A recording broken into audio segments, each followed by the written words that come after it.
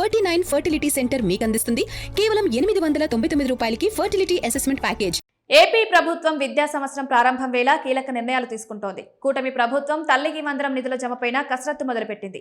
ఈ నెల 12వ తేదీ నుంచి పాఠశాలలు ప్రారంభమవుతున్న వేళ ఈ నెలలోనే ఈ నిధుల విడుదల చేస్తారని తొలుత భావించారు. అయితే ఇప్పుడు మరింత ఆలస్యమయ్యే అవకాశం కనిపిస్తోంది. విద్యార్థులకిచ్చే కిట్స్ పంపిణీ మరింత సమయం తీసుకునే అవకాశం ఉందని తెలుస్తోంది. కాగా పాఠశాలలు మాత్రం యథావిధిగా 12వ తేదీ నుంచే ప్రారంభం కానున్నాయి. ఏపీ ప్రభుత్వం తల్లికి వందనం పథకం నగదును జూలైలో విడుదల చేయాలని భావిస్తున్నట్లు తెలుస్తోంది. ఈ నెల 19వ తేదీన ఈ నిధులు విడుదల చేయాలని తొలుత భావించారు. మెగా పేరెంట్స్ టీచర్స్ మీటింగ్ ఏర్పాటు చేసి అదే రోజు నిధుల జమకు ఆలోచన జరిగింది.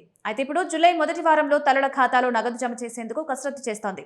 2025లో పాఠశాలలు పునః ప్రారంభమైన జూన్ 12న పథకాన్ని అమలు చేశారు. ఈ ఏడాది వివిధ కారణాలతో వచ్చే నెల అమలు చేయాలని భావిస్తున్నారు.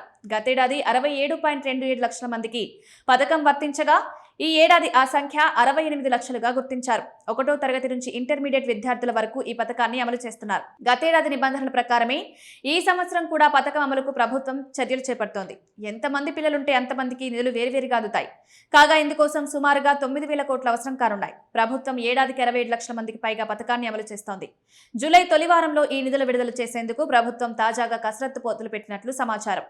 తెలంగాణలో బడుల పునఃప్రారంభ తేదీని ఈ నెల 15కు మార్చారు. దీంతో రాష్ట్రంలోనూ 15కు మార్చాలని ఉపాధ్యాయ సంఘాలు విజ్ఞప్తి చేశాయి. అయితే రుతుపవనాలు ఇప్పటికే రాయలసీమలోకి ప్రవేశించడంతో 2 రోజుల నుంచి ఉష్ణోగ్రతలు తగ్గుముఖం పడుతున్నాయి. దీంతో ఎప్పట్లానే జూన్ 12నే బడులు తెలవాలని ప్రభుత్వం నిర్ణయించింది. తొలి రోజునే విద్యార్థులకు పాఠ్య పుస్తకాలు అందించనున్నారు. స్టూడెంట్ కిట్లో కొన్ని వస్తువులు ఇస్తారు. యుద్ధం కారణంగా కిట్ల తయారీ ధరలు పెరిగిపోవడం వల్ల పంపిణీ కొంత ఆలస్యమవుతుందని సమాచారం.